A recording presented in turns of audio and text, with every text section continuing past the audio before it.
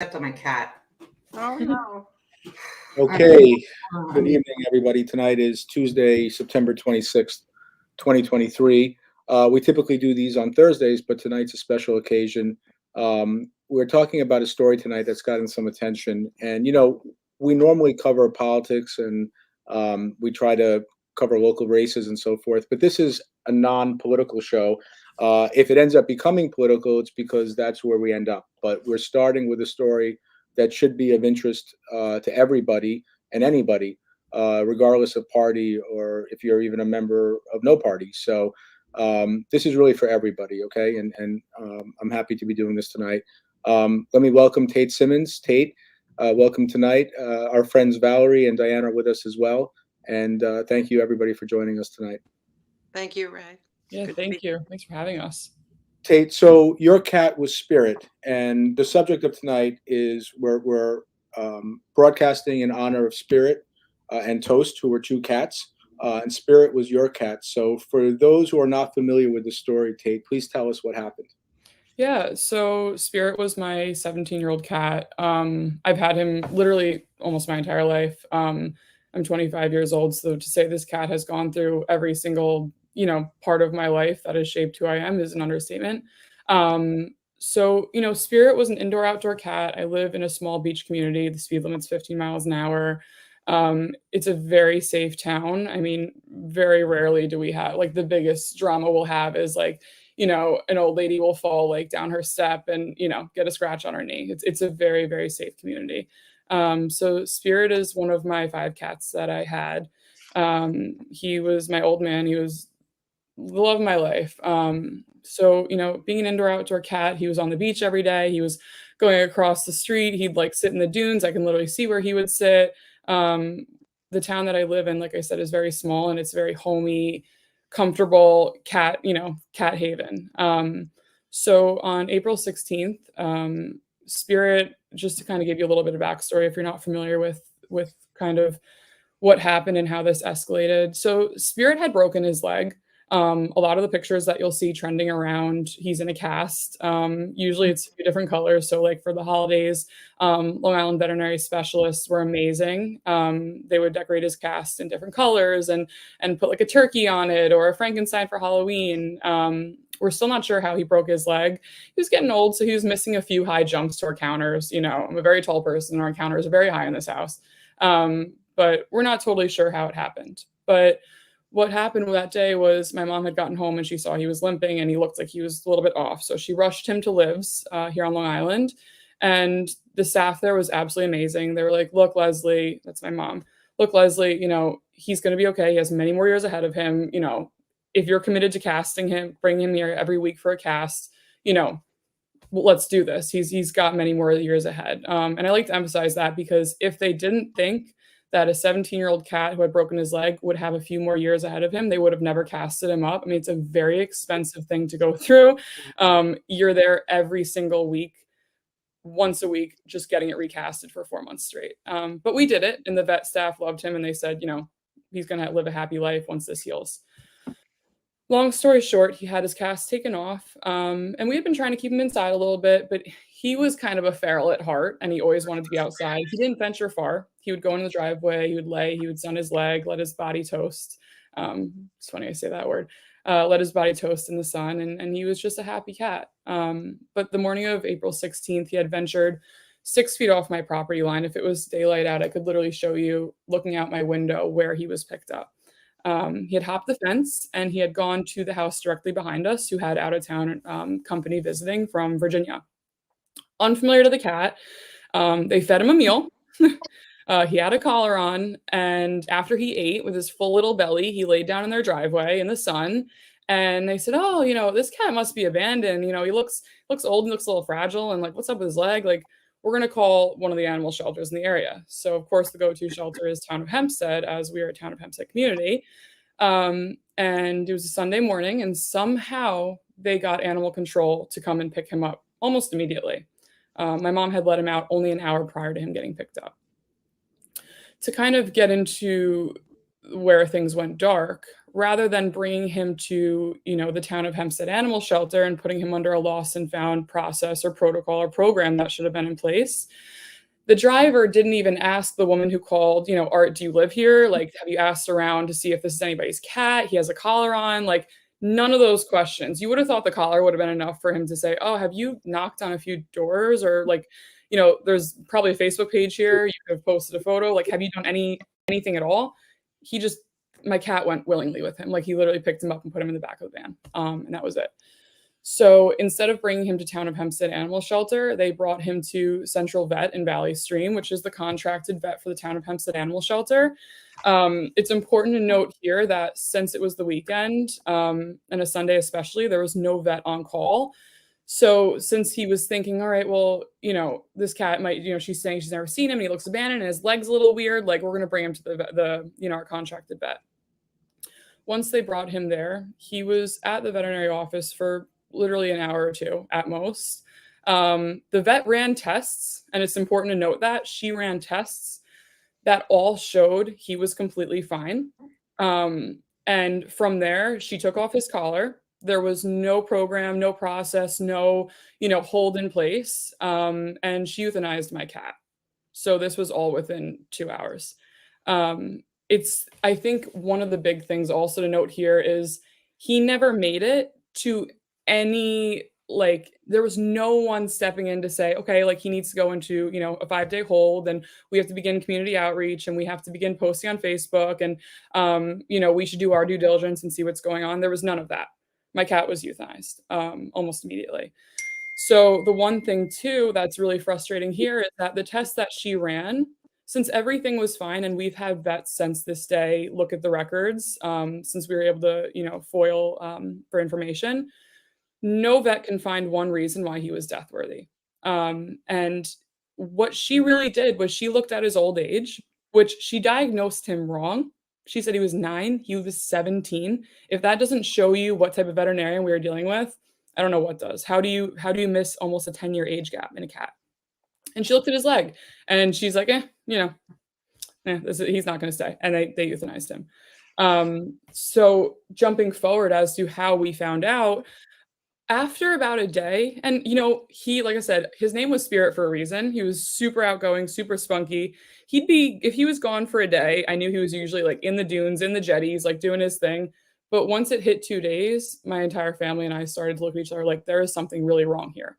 In my town, again, we are a big community. Everyone knows I'm the cat woman of Point Lookout. Everyone started to begin, looking around their bushes. We were kind of hoping, maybe he just crawled away and died. That was his time to naturally go. And I think that's what everyone hopes their cat does eventually is go on their own terms. I kept checking the Town of Hempstead Facebook page because everyone kept saying, oh, just keep checking. They're supposed to post lost and found animals. There was not one cat on that page. And then from there, my mom got a call from a neighbor of ours who actually works closely with the Town of Hempstead. She brings a lot of cats there for TNR. And she had called and said, did you by any chance pick up a cat from Point Lookout on Sunday? My neighbors are missing their cat and we haven't seen anything on, social media. It's kind of weird. The cat hasn't come back. And they're like, oh yeah, he was picked up on so-and-so Avenue Sunday morning. He was euthanized. And she immediately broke down. She called my mom. My mom was driving and was so shocked by the news. She actually got in a minor car accident. She's okay. The car's okay. Everyone's okay. But that just shows, the impact of the situation. And, just to cut the story short, once she went to the animal shelter and had gone through a few people, the front desk staff was just horrible to her. Even one of the women said to her, what was a 17-year-old cat doing outside anyway? So my mom got my cat back. We're lucky he didn't make it to the mass cremation. It probably would have been a day ahead. So that Thursday, my mom went. We picked him up in a black garbage bag, and I got my cat back. So you can see where so many steps and so many protocols, and the 5-day hold was not. It's not even like he went through one of the steps. He completely went over everything. Yeah. And fell through the system's cracks. So that's the story kind of in short. I can go over it for hours, but Well, Tate, we're going to come back, and there's so much to ask you about, and of course we're all heartbroken about this. I want to come back and ask you specifically about your interaction with the town since this happened, but before we do that, let me bring in Diane. Listen, Diane Madden's a great friend of mine, and she's been a tireless advocate for the animals and, frankly, for the taxpayers of Hempstead for a long time. And anyone who questions her really ought to look at her record. She's always at board meetings, and she's been an advocate for years. I don't know how many years, Diane, but years and years. So I'm proud to call you a friend, and thank you for joining us tonight. But Diane, we heard the story. What should have happened in this case? How should this have unfolded, in your opinion? Well, in my opinion, and I'm glad you brought me in right about now, because this is kind of where I pick up. Because, of course, and by the way, Ray, thank you for all of those kind words. Right back at you. I appreciate, you hosting this and getting the word out there. And I think that's very important right now. But in any case, what should have happened at minimum is their own policies. Their own policy. Number one policy for lost and found is to photograph an animal as soon as it comes in and post it and check lost and found. Had they done the simplest thing of taking a picture and posting it, Spirit would have gone home.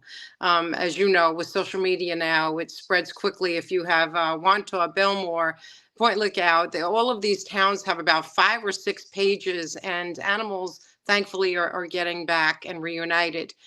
So that should, regardless of where the cat went, if they felt the cat, couldn't go to the animal shelter, which is an entirely separate issue. The cat should be able to go. Spirit should have gone to the Hempstead shelter, and had they been set up as they should be with the kind of budget we have, there would be a highly reputable vet waiting there, for Spirit, and, to go through the process of the lost and found. So that didn't happen. And one of the issues, again, is the lack of veterinary care on site.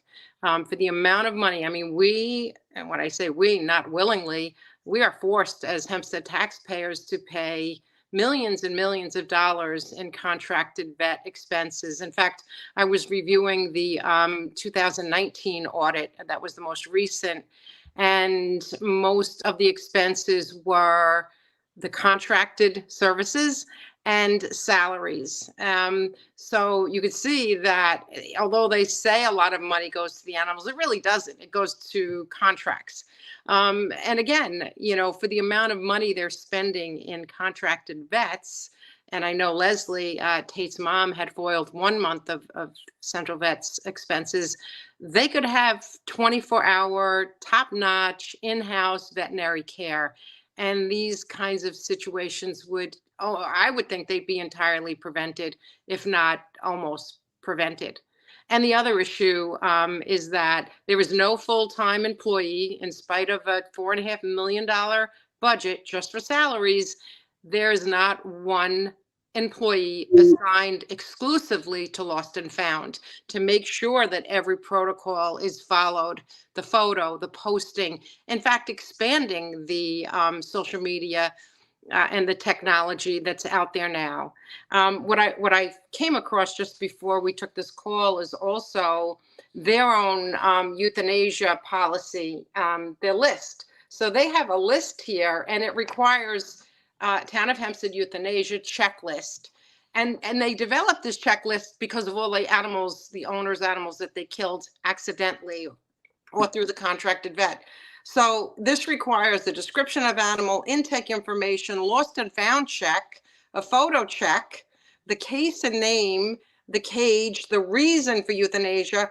So get ready for this. This is 6 signatures. It requires the clerk's signature, supervisor's signature, rescue signature, behavior signature, medical initials, and the director or assistant director, and comments. This is what should have happened to this with this cat Spirit and Toast. So, I really have to wonder if this was their animal, if anything would change. Because I think that's part of the problem. They are just insensitive, as you saw in their statement, which kind of shocked me, and so removed that these animals are family members to our community and our taxpayers. And instead of this family getting an apology and some empathy and some understanding and a willingness, like I had asked officials to sit down with these families, they have some great ideas. Maybe it'll, something bad will turn into something positive. But again, I guess, what also strikes me, and I don't want to forget to mention this, is that they put out this very callous, insensitive statement after that town board meeting where people were pleading with them to create some policies and adhere to their own and hire 2 vets and put a full-timer in charge of lost and found that's experienced. Their response to that was a very stone-hearted comment that basically, this is life, and essentially, they had to euthanize. It was the humane thing, which is just a lie. They did not have to euthanize either one of these cats, and they should not have. But what I found out within, I would say, maybe 48 hours, is they quietly, very quietly, put out some information for the staff to refrain from sending any more animals to Central Vet. Now, a lot of people would think, oh, wow, that's an accomplishment. No, I don't think that. I think that we haven't even confirmed whether it was the town that decided to do that or Central Vet said they're not taking animals after this, second that we know of accident. So, and again, for me, I haven't really been blaring that horn about they should relook at all of their contracts being their, a lot of the shelter's expense.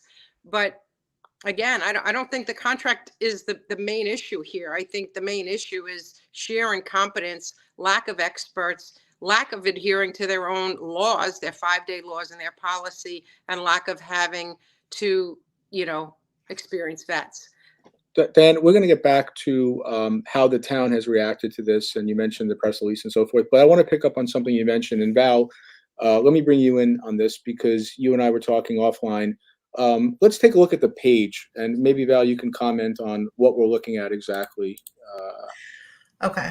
Yes, and I have a thought. Okay, so let's start with this. First of all, I would like to challenge everyone to just hypothetically try to put yourself in the shoes of a person whose pet has gone missing. And the very first thing that you're probably going to do is turn to social media and or the shelter's website. Now on their website, there is a lost and found page.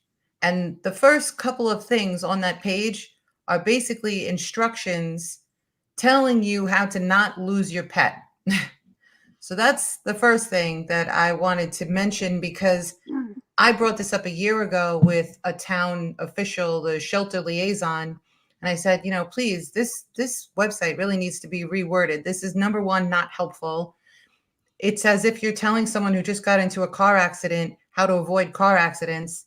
And number two, the tonality is somewhat, in my humble opinion, off-putting, condescending, unhelpful. But now let's say you find the link to stray animals. Now, the definition for the stray animal is that this is an animal that was picked up or brought to the shelter by a civilian and either picked up by animal control or brought in because someone found a dog running loose or a cat in their backyard, whatever. Now, I want you to scroll down, Ray, because the top part is always the dogs, and then there's the cats underneath. And once you get to the cats, it's almost like you could tell, there they are, because they don't have pictures. There's 22 cats listed as strays right now on this website. 15 of them do not have pictures. And if you click on a link, go up a little, Ray. Let's just pick a random one, like what you pick. I don't even want to, this is not a magic trick, but you pick one of the links, click on it. Okay. This cat has been missing since September 22nd. Today's September 26th. That's 4 days. I cannot imagine a single day being acceptable to not be able to take a picture and post it. I mean, it's not like 40 years ago when you took a picture, you had to run and get it developed and all of that. This is today. Everybody's got a camera on their cell phone. It's free to do this. And there's 15 cats right now that don't even have a picture up. The other thing I just wanted to point out really quickly on this page is that, because to me it's interesting and not in a good way, but if you compare this, it doesn't say where the animal was picked up. There's no location. If you go back to the dogs have usually at least a town listed. This dog was found in East Meadow. This dog was found in, wherever, Hewlett. It's really just, oh, well, this one doesn't. Okay. But these are the things that this is what I call low hanging fruit. Okay. If you're really making a concerted effort to try to help people find their animals and be that resource, because you have $5.5 million and 4.38 million goes to payroll, I'm pretty sure you can find a way to at least upload the pictures, post where the animal was found, and share it to your social media pages. Yeah. Tate, we'll come back to the screen. So let's pick up. So this tragedy happened in April of this year. What has happened since, and what is your interaction with the town been? What would you do after Spirit passed? Yeah, so Spirit had passed a week before my 25th birthday, which I think made this even more heartbreaking for me. It's because, you turn 25, it's a big milestone in your life. And for everyone that knows me, like my 25th birthday, all I wanted to do was go to the Bronx Zoo. It's like, who wants to do that at 25? That's what I wanted to do. And, I think right after this had happened, I waited a few days, just because I was kind of just in shock, and I wanted to have questions answered and kind of have a better understanding as to what exactly happened from the time of who this person was that called in for him to get picked up until the point of when he died with strangers. Like, I wanted to have all the missing pieces, in place before I really started to be vocal about it. So the coming days after he had passed, and I was well aware, I put out a big Facebook post on our community page, which works wonders, and people were absolutely horrified. And I had a lot of people, reaching out to me saying this is absolutely horrible, and how can we help, and what can we do, who can we call, who's in charge of this, and who's responsible. From there, Diane had actually reached out to me because she had seen my story, and I think it went pretty viral on Facebook quite quickly. People had been reaching out for me from like Oceanside Moms and Wantagh Moms and other town pages that apparently my story had been shared on. And Diane very respectfully, she knew I was going through a lot of emotion, and she's pretty much was like, when you're ready to fight, like, I'm ready, I'm here to do this with you. And I know where the ball was dropped. And it was really, my family and I to this day are so grateful to even have Diane, because she really guided us through like the protocol and the process, because I wasn't completely familiar with it. I thought this shelter was a no-kill shelter no matter what, unless the cat or the dog came in, it was hit by a car and had its stomach and organs hanging out. There was so much of just confusion that was, going throughout my mind throughout this process. So I had waited a little bit, and, Diane and I stayed in touch here and there. And I was definitely, the grief will always be here, but it definitely over the coming weeks was becoming more of just an anger and more of a feeling of, I have to do something, and I have to be very strategic as to how I do it. But then a few weeks ago, Diane had sent me a screenshot to Toast, the other cat that was a victim of this lack of program and process. And we'll probably get into his story in a little bit too. But I think after seeing that it happened to another animal, and that the story was almost identical, and then the amount of outreach and people saying, this has happened more than once. You're not the first time, right? Like, look, from, going back to like early 2000s, people are telling me stories and then going over what happened to them. So I realized, like, holy cow, this didn't just happen to me. Like, I wanted to think that this was just a mistake, and that, this was a one-off situation. This had happened to so many other people. I mean, and you look at, the Craigs who own Toast, and they're fighting this with us because, this is so new and so recent, and Spirit happened in April and Toast happened earlier this month. We immediately knew that we wanted to do something. So when that happened with Toast, it was just an immediate switch in my head, like, game on, like, I'm coming after you and I will not stop. And I keep reiterating that because I'm relentless, and this has hit so close to home. I can't even express that enough. I mean, this is like, my animals are my kids, and you took a piece of me and he was not ready to go. And that will never be forgiven. But how the town reacts and how they, can address this issue speaks as to who they are. So last week we had a vigil at the town board meeting. News 12 was kind enough to come. We reached out to a bunch of different press outlets here on the island. We sent out a press release. We got a bunch of awareness around the situation. We had a beautiful vigil for Toast and Spirit. Diane, Valerie, myself, my mom, the Craigs, everyone spoke, and we were all aligned with the other advocates that were there and heard our story. And we all aligned as to what needs to happen and what needs to change. So from there, I felt really confident going into the boardroom, and I felt like, okay, we're going to go in front of the town board. They know we're here. They obviously saw us out front. They see News 12 is with us. Like, this is going to be a moment where they're going to want to listen, and they're going to, everyone's preparing me like, oh, they're probably going to want to talk to you at the end, pull you in the back of council, like, just be ready with paperwork. My mom and I had all the paperwork with us. We had the vet letters, we had all the bills of the thousands and thousands and thousands of dollars of vet care that my cat went through months before he was picked up and euthanized. So a bunch of us spoke at the town board meeting, all had very strong statements. And I think, I'm not just saying this because this is my story and this happened to me personally, but even if I was just a bystander, I felt like everyone was super emotional and very well spoken. And each person that got up to speak kind of talked on different points, which I think that was huge. So I said to myself, it was my first ever town board meeting, and I wasn't sure how it was going to go. And I kind of envisioned the really Don Clavin and Chris Carini reacting differently than how they did. But I was very frustrated. I went towards the end. I spoke kind of towards the last half of the group of animal advocates there. And I remember saying to myself throughout every single person that spoke, like, why is the board not asking to, talk in the back after or giving some sort of like, even like, give me a PR stunt. Like, for God's sakes, just say something that, like, just let us know you care or you're listening. Don Clavin sat there writing everything down. God knows what he was writing. And the board just kind of stood there with an empty, with empty eyes. So when I got up to say I was beyond irritated inside was an understatement. So I knew I had 3 minutes to speak. I had a full story to go over, and I had, the process and protocol and what I wanted to see change all have to fit into 3 minutes. It feels impossible, but it was doable.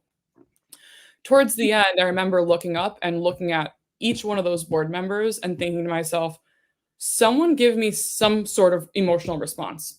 I'm standing up here telling you a horrific story that happened because of your mistakes and your laziness and your carelessness in checking in on this $5.5 million shelter and keeping, the checks and balances in line. Someone give me something. And when I hit that 30-second mark, I looked at Chris Carini in particular because I felt like he was giving me a little bit of eye contact, which was not much at all.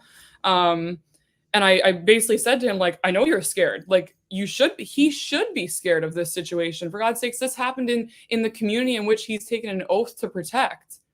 Whether it's the people, the animals, everyone, and after he did give me feedback, but it felt more defensive. And he tried to say, I'm not scared, I'm concerned. I'm not scared, I'm concerned. I'm going to talk, But then he tried to be on the same page as me and bring up a dog of his that he had to euthanize. And he said he knows, he was heartbroken. You can see from the News 12 clip and the other clips that have been going around on Facebook, our story, whoever loses a pet, I feel absolutely horrible. But Chris Carini, our stories are not the same. You got to hold your pet during his last minutes. Mine died on a metal slab with strangers for no reason. It was not his time to go. And he got put in a black garbage bag. And I've had a lot of response on that comment because that's what News 12 really picked up. And people are like, was that true? Yeah, it was true. Picture a Costco black garbage bag. I mean, how degrading, for a cat that lived 17, almost 18 beautiful years and was such a big part of my life. And I'm telling the board this horrible story, and you're not going to say anything except that. So then to follow up, I was feeling good when I walked out of the courtroom, out of the boardroom. I rushed home because I wanted to see the, News 12 said it's going up at 10. I went upstairs, my boyfriend, I sat in front of the TV, I had my two cats with me. I'm like, that was like my moment where I'm like, all right, like there's going to be a statement. The town didn't pull me, none of the board members pulled me in the back. In fact, they all really rushed out of there. So they could have come up to me and said, Tate, how can we help you? We want to know where the ball was dropped. Let's sit, let's schedule a meeting. I want to know more. I want to, I've taken an oath to protect this community. Obviously this is a horrible situation. There was none of that. By the time I looked up, they were all out of their chairs and gone. So when I got home and I turned on News 12, that last clip, like Diane mentioned, the town's comment, you might as well stabbed me in the eye and twisted it around and poured gasoline on me. That was so heartbreaking, of course, disgusting. As a human being, that was their opportunity. Again, give me a PR stunt, do something. Just make it look like you kind of care. They could have said, we heard the families of Toast and Spirit were devastated, we're aware, and we are going to reevaluate this contract with Central Vet and where the ball was dropped from our 5-day hold, why there was no photos taken of these cats. Like, they basically just backed killing my cat was justified. Right. Tate, let me interrupt you for a moment and ask you this question. People should know that we didn't talk about this offline, Tate, so I don't know the answer to this question at all. Yeah. But it seems to me that what often happens is that when people start to tell a story, there are going to be cynics who say, wait a minute, it's an election year, and some of the members of the board are up for re-election, including the supervisor. Have you, and they'll question my motives, they'll question Valerie's motives, and Diane, of course, they'll question your motives. I mean, that goes without saying, right? So, not a surprise. Question is, Tate, have you been politically active before? I mean, did you have an axe to grind with the board for any other reason? I mean, that's the first thing when people say, what's her motivation? There's got to be more to it. And as far as I know, it's purely because of Spirit. But just if you could speak to that for a moment, kind of address some of the cynics for a moment. Yeah, so just to be clear, I have never had any interest in politics on any level. United States of America or, my small town of Point Lookout, I really didn't care. And I'm 25. I don't want to be sitting at these board meetings and listening to problems. I always figured, and I think a lot of people my age and the younger generations can agree, like you just kind of think that there's always going to be people that just make sure everything's okay and that these supervisors and councilmen and women are just in line. And to be honest, up until this situation with Spirit, like we don't have mail delivery in my town, so we have to go to the post office.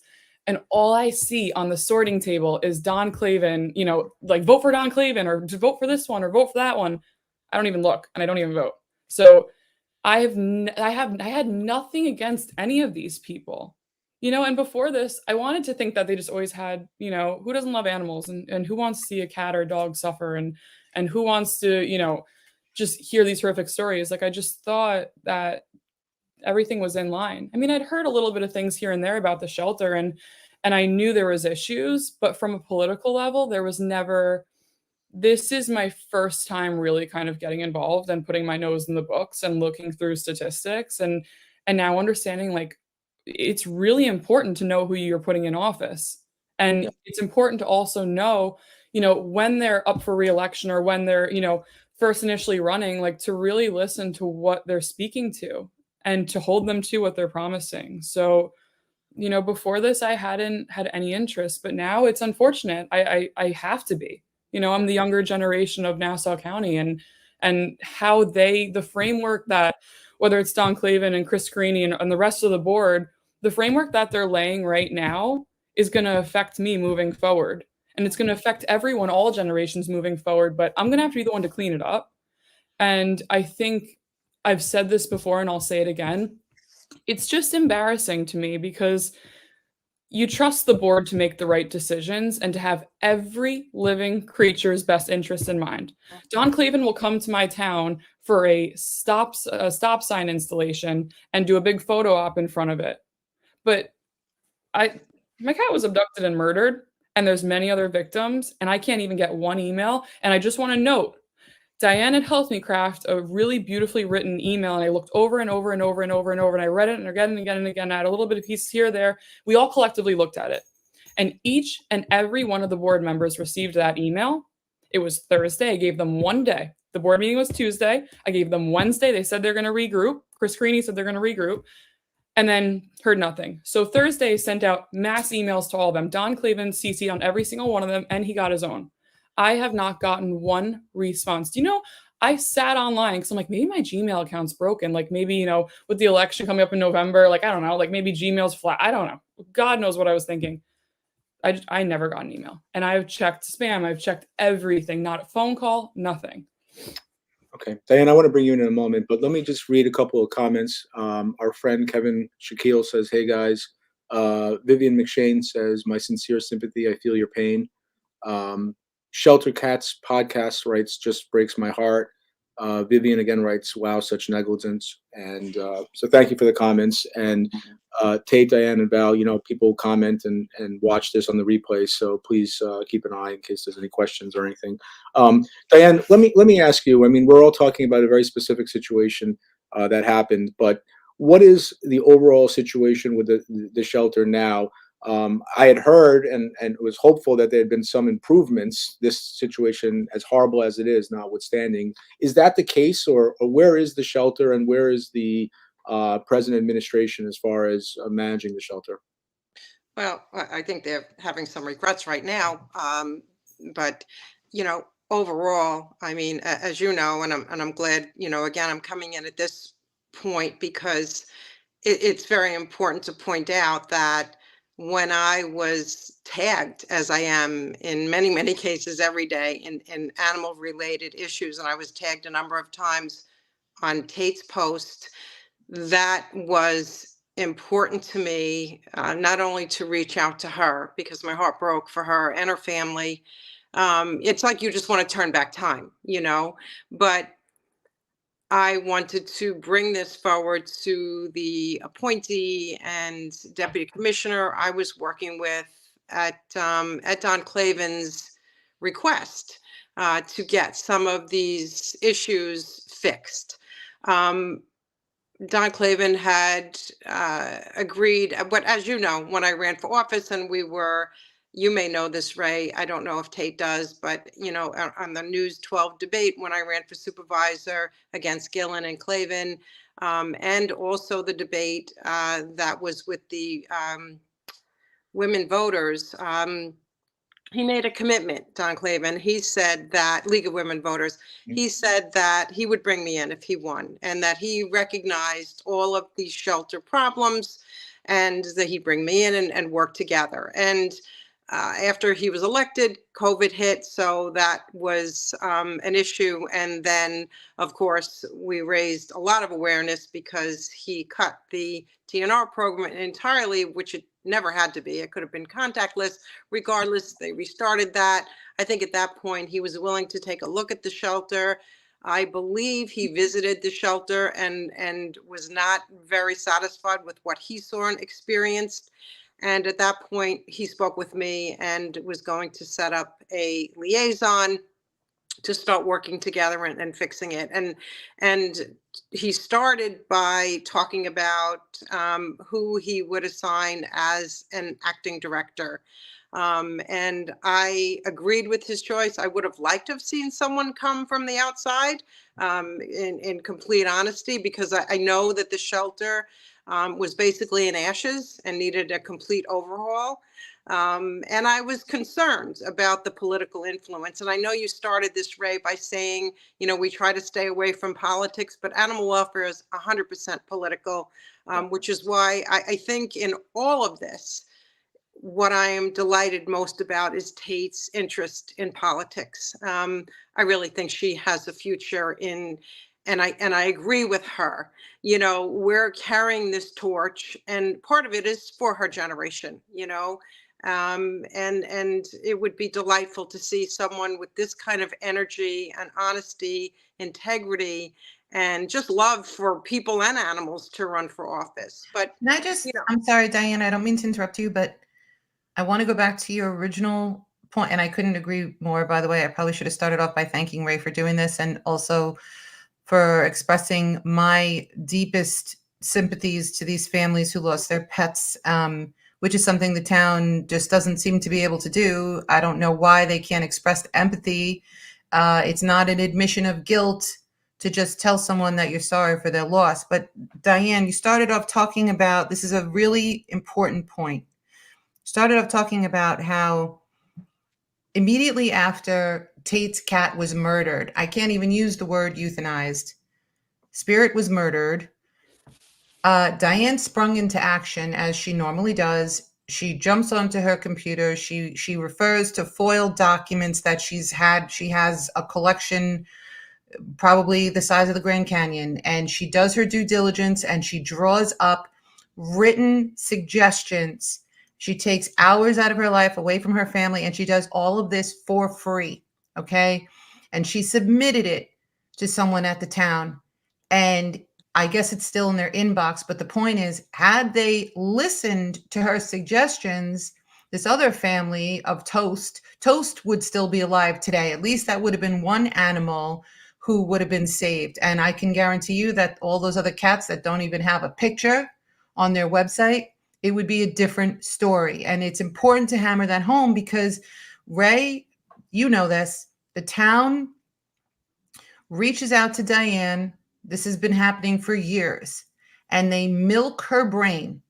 And she spends time on the phone with commissioners, deputy commissioners, shelter liaisons, whoever, and she gives her knowledge. They treat her, in my humble opinion, like a backdoor mistress, because if you think about it, they're paying people to pick her brain, and then 9 times out of 10, they don't implement the suggestions and or changes. And she has a long track record of being right.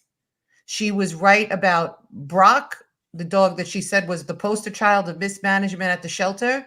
She called it early, and you know what happened? They ended up killing Brock. You know, she called it early with a very irreputable upstate rescue where the shelter was paying thousands of dollars to ship problematic dogs out to. And she said, this place doesn't have a good reputation. I believe they're warehousing dogs. And nobody listened to her. Well, a few months later, the place was shut down for animal cruelty and neglect. And it's important to mention this as well. You know, she's calling it early right now on something else, which is a resolution that was passed over the summer, and almost nobody caught it.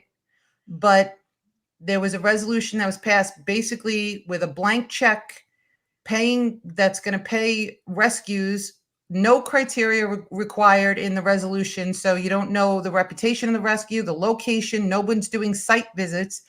They're going to cut checks for them to take the animals. And the last time that stuff like that happened, the last 2 times, it was both places were shut down for animal cruelty and neglect. And I'm just saying, I made the case for the town, to bring in Diane Madden at the last meeting. This is something that the supervisor said he was going to do. And he said he was going to bring her to the table. And she's a true animal advocate. And you know what? We don't mean a table in a diner where you have a cup of coffee and suck her brain. What we mean, or when someone usually says, we're going to bring you to the table, that means that they're going to have a position of authority and ability to make real changes. And I'm so tired of her jumping up on top of the roof, screaming at the top of her lungs, warning the town what they need to do differently. And all they do is send it into an email into someone's inbox. I believe the last thing she submitted is sitting in the town attorney's office somewhere. Nobody seems to know where it is. No one's paying attention to it. And this is what happens. Animals die, people get hurt, people get bit, and the taxpayers pay for it.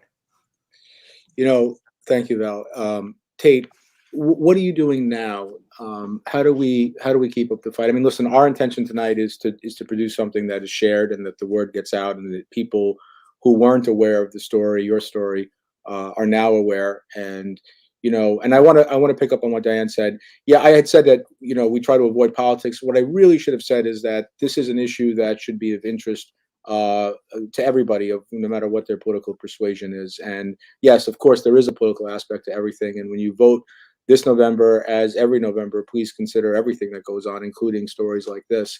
But Tate, what do we do now, and what are you doing to continue the fight? Yeah, I mean, I want to make this very clear. This fight will go on for as long as it has to. It's not going to be one of those stories that just fade away. I will continue to drive this as far and as quickly and as fiercely as possible, up until I get a response and I see change is actually in effect. So I just want to make that very clear if the town board in their best interest does listen to this. But what I ask everyone to do is, it's amazing for people to keep sharing the story and just spreading it as far as possible. And I think the more people that know, the more powerful it becomes. And we can't stay silent. And everyone that knows the story, you are now a part of this. And we ask that you continue to email, call, do whatever you have to do. Just get in the board's ears. And like I said, Don Clavin and Chris Carini, who was my town's councilman, those two in particular, but really keeping the full board in loop, in the loop. But also one thing that I want to add in too is, I every day am waiting for a response. I have my phone next to me in very important meetings at work. I have my email notifications on loud. If I don't see any response, which I've seen nothing so far. I mean, we know that, they've sent out this letter to the town employees, and I have an inside connect of someone who's a volunteer who said to me, good news and bad news. Good news is, they're not allowing, pets are not to go to Central Vet anymore, from the shelter. But bad news is, everyone's worried about the vet care that's going on here. So, cutting Central Vet, yeah, that's a huge issue. But then what about the pieces that are still broken in the actual shelter? It's not just about severing the contract, which is also huge. Each piece of this story, from the lost and found program to having designated staff to severing the contract, it's all equally as important. My family and I have filed a notice of claim, and I want to be clear. We don't want to bring this to a legal standpoint. That's going to be time, that's going to be money, that's going to be irritating on all behalfs, but we will. A few attorneys that have picked their brains about have said to me, there's so many people that seem to have these horrific stories. Like, what about, could this fall into a class action lawsuit? And, throwing around words, especially from a legal perspective, that's fire. And again, I don't want to drive it to that place, but I'm telling you right now, we will.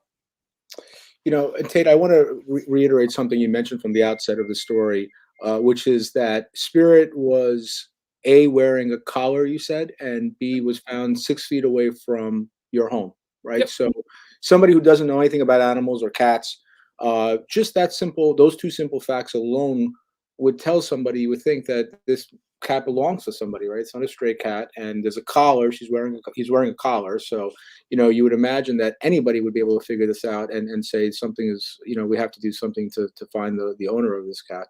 Right. Diane, you've been attending meetings for years and years. I mentioned that.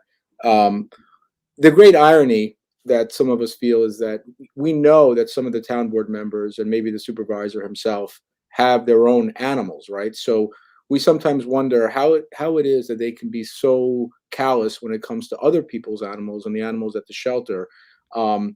Is it what's the inside scoop, Diane? Is it that they are so afraid to acknowledge? Val mentioned earlier that an acknowledgement or sympathy is not an admission of guilt. But why are they so callous, and why are they so unable to just look people in the eye and relate to people as people? I can't speak for them. I can only speak from my own experience, and it really has been geared towards working with whatever appointee, Don Clavin, and sometimes actually directly with him at times. You know, there's no excuse.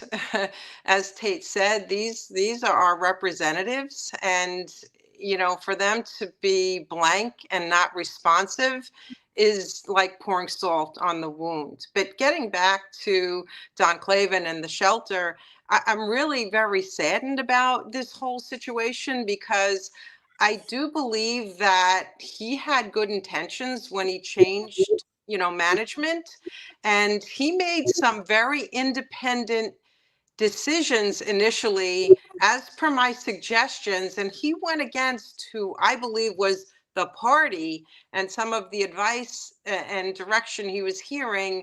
And he made those decisions, and they were the right decisions. And something as simple as, supervisor, can you make sure that when the public calls, that someone answers the phone? This sounds absurd, right? It sounds like a no-brainer, but I've always heard a lot of complaints from the public.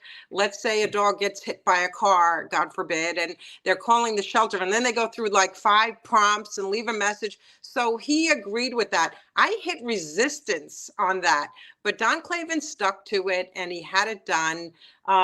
He also, when I had asked if it could be revealed to the public and disclosed, when the public, let's say they applied for an animal, right? And they're calling into the shelter and they hear that the animal went elsewhere.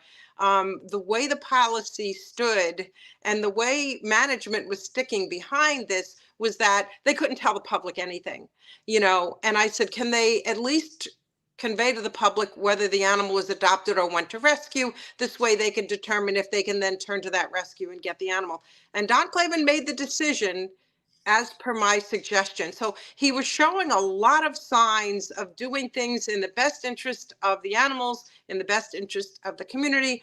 And, and by the way, when I was at the vigil the other day, I shared that information. I said, look, if there's going to be progress, I think it could be under Don Clavin, because he has made those decisions. It came as a shock to me that he came across so cold-hearted. It really was, and a big disappointment, because I spoke to officials, and I spoke to officials not only when this happened to Tate, but I handed them every preventative guideline and measure so it would never happen again, or it would reduce dramatically.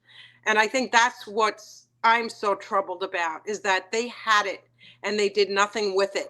I want to give you some insight from just a couple of people who were there at the meeting as well, and afterwards we went out for a much needed cocktail.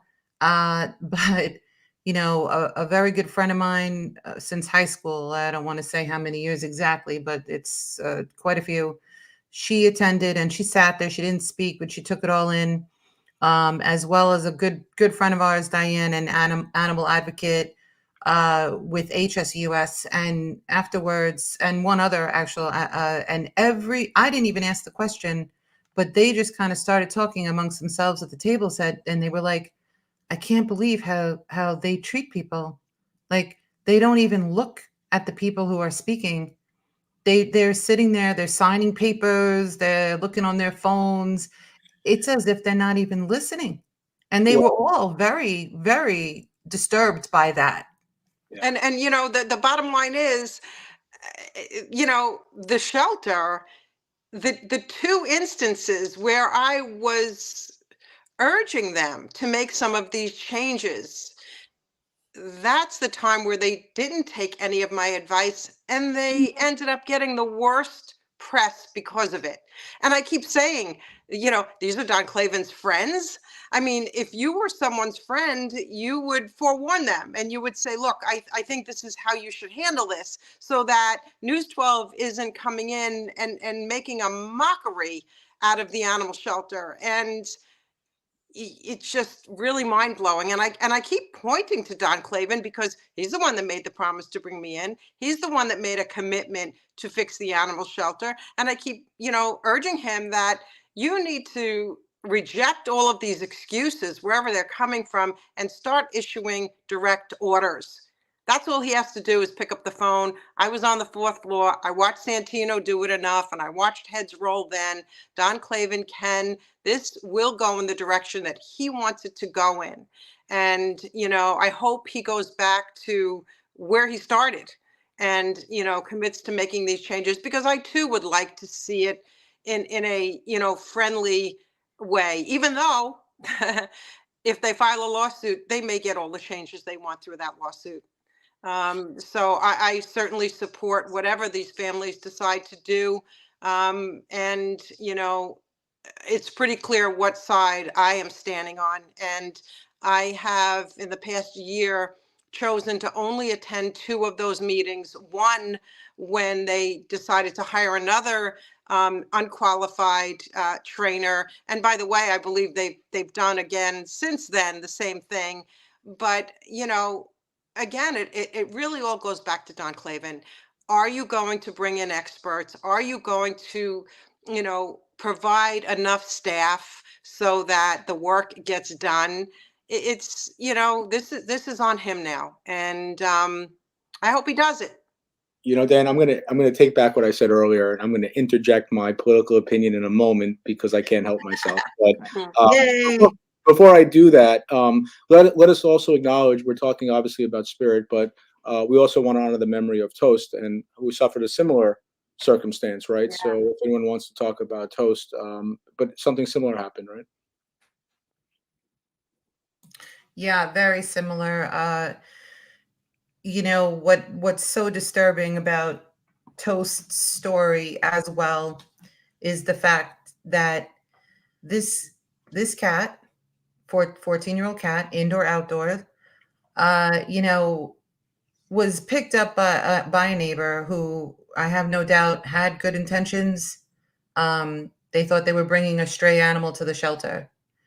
Now, this cat was murdered in about 8 hours. Okay. But before they killed him, he went to the shelter. He then went to Wanto Animal Hospital, which is right next door. And the vet over there recommended an IV because the cat was somewhat dehydrated. Although I want to make this point, cats in general are often dehydrated, especially when it's hot out, because they don't drink a lot of water. They get their hydration mostly from food. That said, you have a senior cat, it's hot outside. Okay.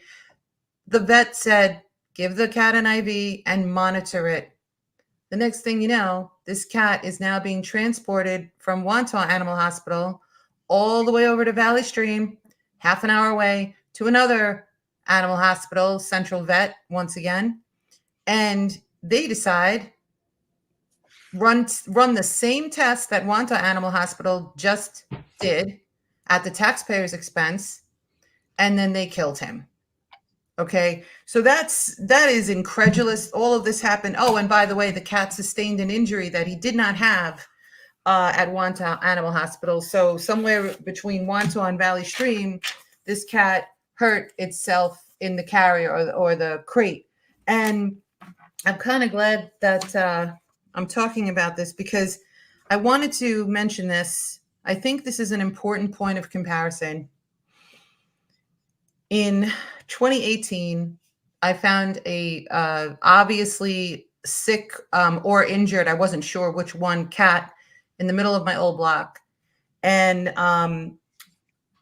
I called Diane.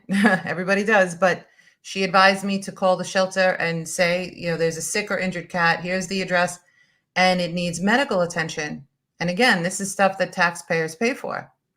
Well, the animal control officer, when he arrived, to me, it was a great moment. I was excited, and he got out. He didn't even get within 5 feet of this poor animal who could barely walk.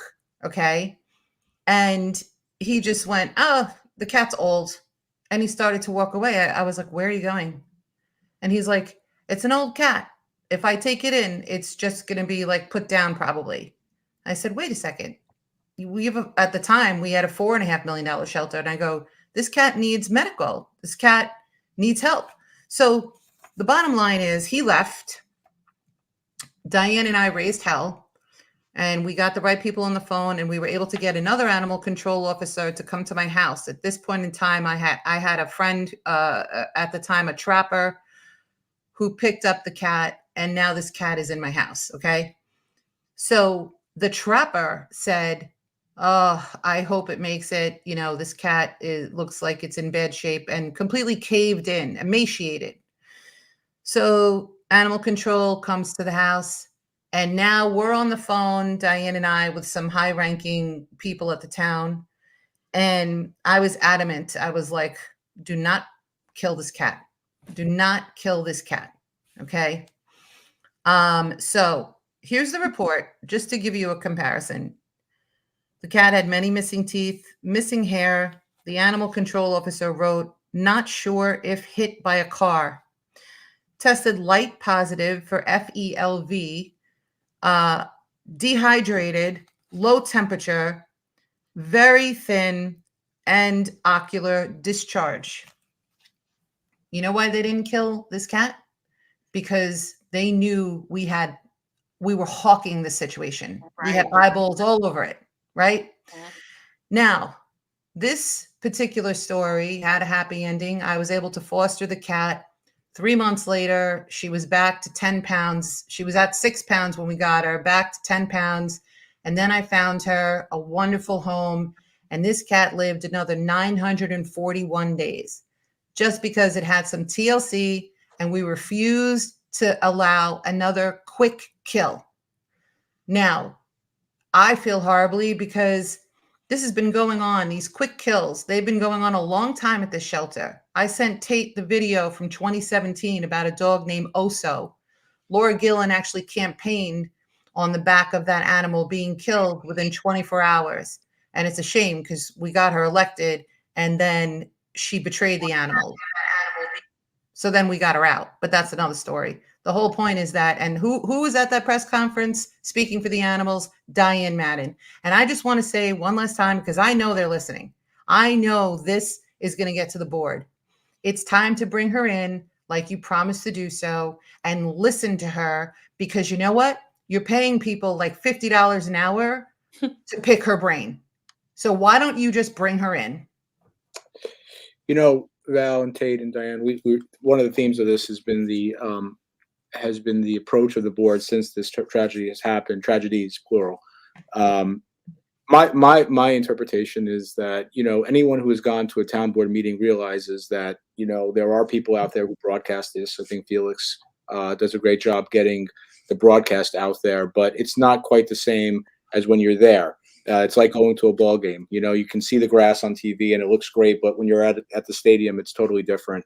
And when you go to the board meetings, as I did a few times last year, I don't think I've been to one this year, but certainly last year I went to probably about 3 or 4. They don't make it easy. Most of the meetings are during the day. Some are at night. But you have to sit there for a while, and it's not easy. But you do get a different perspective, and you can see the body language. And there's a certain indifference. There's a certain entitlement, and it's largely because most of these people are in safe seats.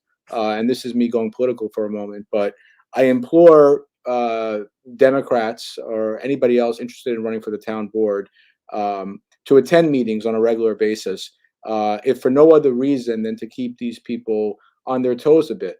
And I think it's a real disservice to the electorate when politicians of any party act the way that some of these guys do. And you can see it's as clear as day, night and day, as when you're there.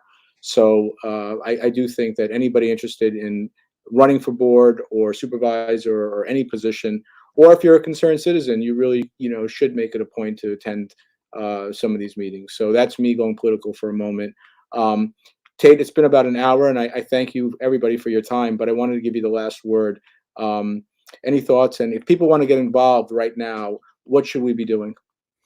So I think going on to the Town of Hempstead and the Nassau County website and emailing all these board members, not just Don Clavin, not just Chris Greeny, all of them, and really being a pain in their ear and letting them know that this story is not dying. And if anything, it's going to get bigger and people are becoming more and more aware of it. So I think that's a really big piece of this, right? Is just continuing to spread and share. And Diane, feel free to chime in if I'm missing anything there too. But I think also, with Diane, Valerie, myself, my family, and Toast's family, be on the lookout for updates that we share out. And if you don't see any, that means we haven't gotten any. And as our frustration grows, we want everyone else's frustration to grow as well. And like I mentioned earlier, if this has to lead in a lawsuit, it has to lead in a lawsuit. But the options are easy right now. Diane is here offering her expertise with the victims, myself, my family, Toast's family, and the many others who are honestly scared to speak up, but they know what's going on. And I think that, this story, it's come at such a sensitive time. And our elections are up in November, and I think it's going to be interesting to see how people sway. And I really do believe that there's been a big impact here. So just please continue to reach out to them. And if anyone has any connections, or someone put me in touch with Chris Carini's personal Facebook the other day. She's like, "Oh, he always answers me." Guess what? No response. So if there's any outlet or any, Wow. yeah, yeah, that just shows his personal Facebook. Wow. Yeah. So I just ask people to please just continue to share and spread this story as far and wide as possible, and to be a bug in the town's ear. I just want to say one thing that we always say. Sorry, Di, I'll let you finish up. A very good friend of mine who lives in the town of Hempstead. I don't know if she invented this quote, but I love it. And she says that animal welfare is not a left or right issue. It is a right or wrong issue. And we have seen, and we will continue to see, many animal lovers cross party lines when something like these tragedies occur. And it's not about necessarily the tragedies in and of itself. It's about the reaction to the situation that matters so much. And really, I'm so sorry. I just had to say goodbye to one of my cats on July 31st, and it's certainly one of the hardest days of my life. However, I'm also grateful that I was there for her and we were able to see her through. And I am just mortified that your family was deprived that basic right. And it wasn't his time. That's the worst part. It was not his time. So the town needs to do better. We gave you all the suggestions. You have the solutions. There's no excuses. And it would be nice if the town would avoid a lawsuit for once as well. And I think everyone covered everything. And I thank you again, Ray. They're not asking for a lot. They're asking for, the. Oh, I'm sorry. I keep getting. No Actually, I'm getting calls left and right at probably about this podcast from volunteers, employees, but I'll get to that. But look, a lot of people want this shelter to succeed, as do I. It's not going to succeed like this. It's not. So why move a director and bring in someone new, hopeful to bring positive change, and then dig your heels in and not even address these two situations? And by the way, when Toast was picked up, and Toast went to Wantor, and I saw the paperwork. They basically just advised for the cat to have IV and monitoring. The reason that cat couldn't go back to the Hempstead shelter, which is where it should have gone next, and at least that addressed the process that they missed out on promoting him. He didn't go to the shelter because there was no vet there. And we're paying $5.5 million for an animal shelter. Veterinarians should be bumping into each other, waiting for animals to arrive at that shelter. The board is always talking about how this is America's largest township. That makes it America's largest intake of animals as well. And, these are not complicated things. I was asking for a long time while they were looking for a vet, which I believe they stopped now. I said, look, please put the RFP or RFQ on the shelter site. Make it clear that the shelter has taken a new direction, that they're hopeful to find a reputable vet to partner and work in-house. In fact, 2 of them, and put it on the town's 34,000 follower Facebook page. And no one did it. They refused to do it. However, they will put campaign events on that Facebook page. And to me, that's a disgrace. That's a disgrace, because you owe it to the taxpayers and to the animals to use that money in the best interest of both. And right now, I'm looking at the previous audits that have been done, and they are all in violation again of what they're doing. And that includes now. So I really do urge Don Clavin and the board to make some different decisions, to take a new direction, and to finish the work they started, which was a commitment to change and fix the shelter. Otherwise, they're not going to be able to take credit for fixing the shelter. They're going to have to take responsibility for bringing it down to the gutter again. The only way to succeed with this animal shelter is to bring in those experts, to rewrite policies. And if they want to see this acting director succeed, they have to get behind her. They can't be obstructive.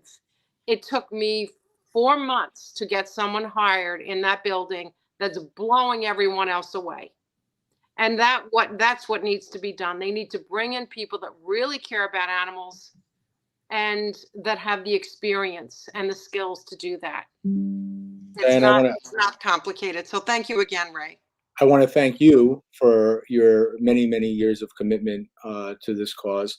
And I'm glad I introduced you, Diane, the way I did, which was an animal advocate, but also a taxpayer advocate, because, it's probably a good way to close. Whether you should care about these issues because of the animals, but if for some reason you don't, or animals aren't your thing, you're still, if you live in the town of Hempstead, you're still paying taxes to this $5.5 million shelter. And if you look at it just from an efficiency standpoint or from a business standpoint, why wouldn't you want to deliver the best service possible for that money as a taxpayer, right? So there's many different angles to look at this, but you always come to the same conclusion if you're a fair and objective person. So certainly we're going to share this, and I invite you, Val, Diane, and Tate, to please take a look at the comments. They probably will filter in as people watch this on the replay. But thank you so much, and I really enjoyed this, even though it was a tragic event. And just one last thing, I'm really sorry. I just want to say I'm in for the Tate Simmons campaign 2024. Okay. Me too. Me too. Right, see me up there. I'm thinking about it. Thanks so much, everybody. Appreciate it. Thank you so much, Ray. Thank you. Thanks, Ray. Thank you, everyone. Thank you. Have a Good good night. night. Thank you, everybody, for watching. Thank you.